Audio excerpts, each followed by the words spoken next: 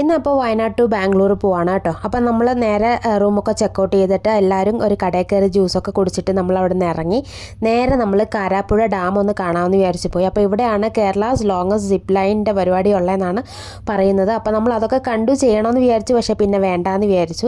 അപ്പോൾ നമുക്ക് സമയമില്ലായിരുന്നു, തിരിച്ച് നമുക്ക് ബാംഗ്ലൂർ എത്തേണ്ടതാണ്. അപ്പോൾ നമ്മൾ അവിടെ കുറച്ച് നേരമൊക്കെ കറങ്ങി നടന്ന് കുറച്ച് വീഡിയോസും ഫോട്ടോസും ഒക്കെ എടുത്തിട്ട് നമ്മൾ അവിടുന്ന് പൈനാപ്പിൾ ഉപ്പിലിട്ടത് മേടിച്ചായിരുന്നു. അതില്ലാതൊരു കളിയില്ലല്ലോ.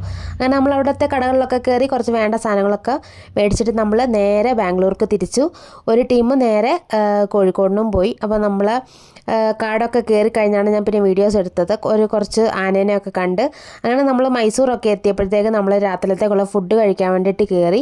അവിടെ കയറി വലിയ കുഴപ്പമില്ലായിരുന്നു, നല്ല റെസ്റ്റോറൻ്റ് ആയിരുന്നു, പക്ഷേ ഫുഡൊന്നും അത്ര സുഖമില്ലായിരുന്നു. അങ്ങനെ നമ്മൾ ഫുഡൊക്കെ കഴിച്ചിട്ട് നമ്മളൊരു 12 മണിയോടുകൂടി നമ്മൾ ബാംഗ്ലൂർ എത്തി. അതിനിടയിലുള്ള വീഡിയോസ് ഒന്നും ഞാൻ എടുത്തില്ല, കാരണം ഞാൻ ഉറങ്ങിപ്പോയി ഗൈസ്.